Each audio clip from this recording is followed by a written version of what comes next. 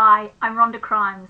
I'm a life and leadership coach supporting everyday people just like you to curiously explore and rework your everyday stories and then assist you to create lasting changes that will benefit you moving forward every day.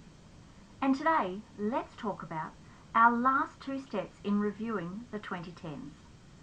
We've only got 12 days left till we click over to 2020. According to worldatlas.com, the 1920s were called the Roaring Twenties because of the exuberant, freewheeling, popular culture that defines the decade. The most obvious examples of this were jazz bands and the Flappers. So I wonder what the 2020s will be called. After a quick Google search, it seems some suggest the 2020s will just be referred to as the 20s or the new 20s. And others are saying the decade will become also the Roaring Twenties. Oh, I hope it gets a much more imaginative name than a regurgitation of the past, and that the name also has a positive bent.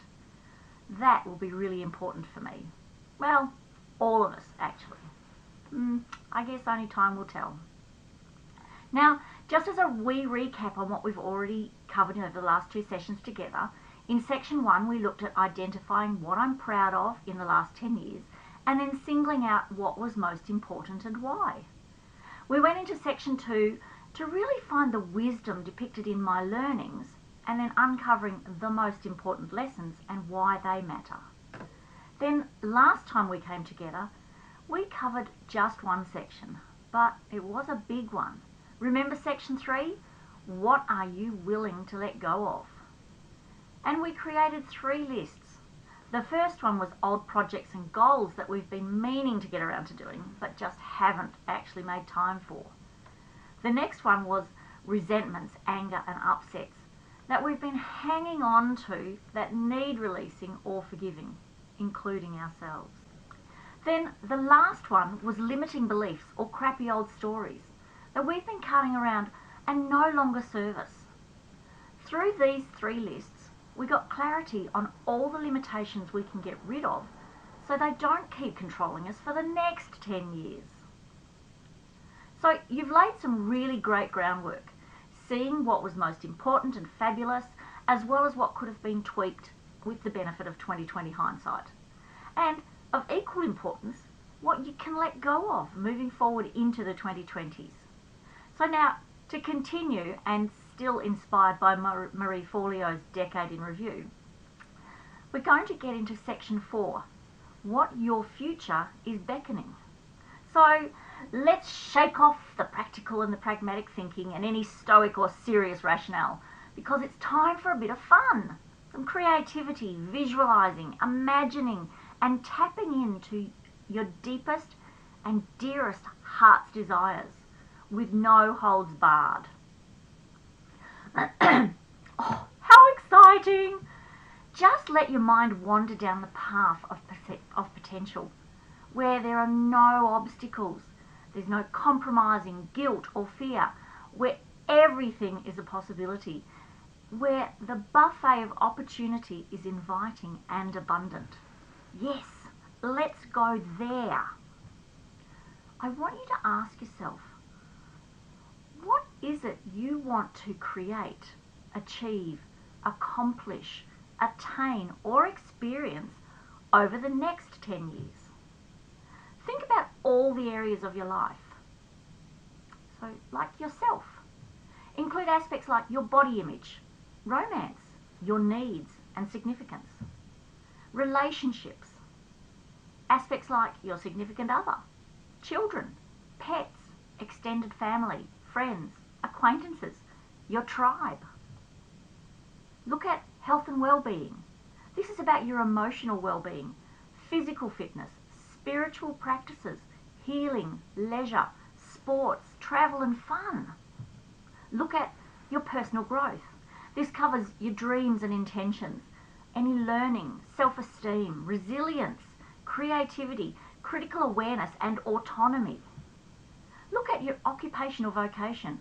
This is about your job or career or profession, about your business, entrepreneurial endeavours, any studies, sidelines or hobbies, callings and responsibilities. Then look at your physical environment awareness. This is about how connected that awareness is to yourself, your family, your home, your community, and globally. Look at finances or wealth. This covers your standard of living, budgeting, savings, emergency funds, investing, debt, retirement, and civic contribution. Look at life planning and management. This is about time and energy management, life transitions, monitoring other life areas, security and life vision. I want you to take some time on each and get right into your senses for this. Get really specific and as concrete as you can. Write down how you want to feel. How will it look? What will it smell or taste like? What can you see and hear around you? Where are you? Imagine if you could have the best decade of your life. What could be possible? Let go of judgment and practicality and logic. Just dream. I know some people have trouble doing this for lots of reasons. So if you're struggling, maybe flick through some magazines. You could pick up some that you don't ordinarily look through and just see what jumps out at you. Maybe you could do it with a trusted friend over a glass of wine. Or maybe pretend you've won lotto and the world is your oyster. Write down everything that pops into your head. Capture it in all its detailed glory without filtering anything. Do not underestimate your potential. Capture it all so you give yourself the best opportunity to create the life you so richly desire and deserve. A modern maxim contributed to a computer scientist, JCR Licklider, from 1965 says, "People overestimate what can be done in 1 year and underestimate what can be done in 10. This still rings true today. So it doesn't really matter how you get that dreaming brain connected to your heart's desire. Just do what works for you. Then when you are done, for now, because let's face it, once you unlock this floodgate, more stuff will come through in subsequent waves. And it'll be subsequent waves of inspiration in your dreams, in the shower, as you notice something on TV or on the street. But for now, just take a look at over the list that you've just created and circle what feels most important for you to have first. Then transfer those that have floated to the surface as the most important into a fresh list and summarize in a couple of sentences why they are most important for you and if you need to become anything in order to bring these into fruition. You know, like what skills or traits, what habits or characteristics might you need to develop or strengthen to nurture and grow these dreams into fruitfulness? Fabulous! Now we're going to have even more fun with this. So the next step is section 5, what future you wants you to know. You have by now done some great reflecting, thinking and dreaming, and have some pretty amazing and tangible or strategic things captured in your notes. Now it's time to tap into your inner wisdom, the inner knowing that resides inside you. So I want you to take a moment to quiet your logic brain and allow your unconsciousness to take over. Allow yourself to travel forward in time to the year 2030. And as you are there, look back over the last 10 years. Look and see, feel back into the 2020s, that in this vision, you've just come to an end. You have achieved so much. I want you to relive the amazing experiences you've had. What did you accomplish? What have you attained in that decade? Imagine you can see the whole journey from the moment way back in the beginning of 2020, sitting there planning your future right through to 2030, where you are now reviewing your decade. And from that place in the future, as you look back, grab a pen and journal and write some notes to your former self. It'll go something like this. Dear Rhonda, I'd love you to know that. And then just let your pen move across the page. There are no rules what you have to write. Just trust your inner knowing to guide your pen. It doesn't matter if it's just a collection of words or pictures. Write the words that form in sentences, if that's how they come. But there's no grammar or spell check. Don't go back and try and make sense of them yet.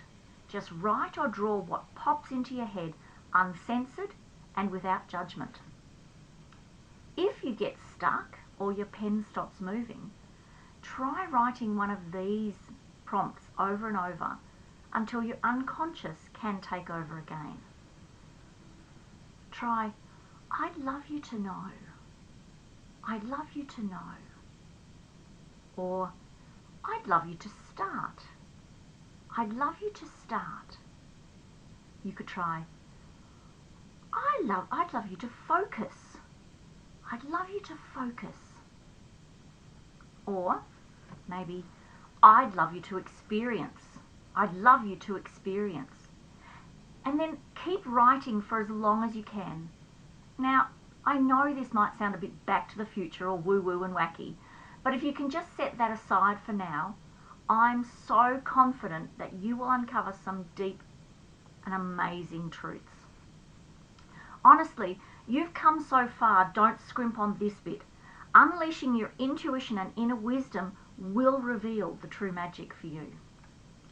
Sometimes we get so caught up in the day-to-day that we suppress our intuition or our inner wisdom, or we misinterpret it.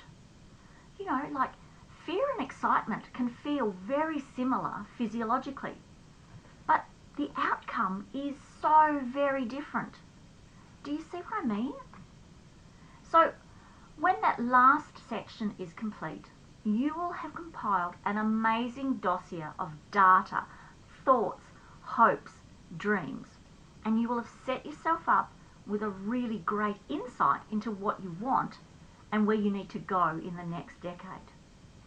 I really hope you've enjoyed this series of chats, and I wish you a very safe and pleasurable festive season, filled with love and laughter and not too much drama or drain. Oh look, I'm a realist.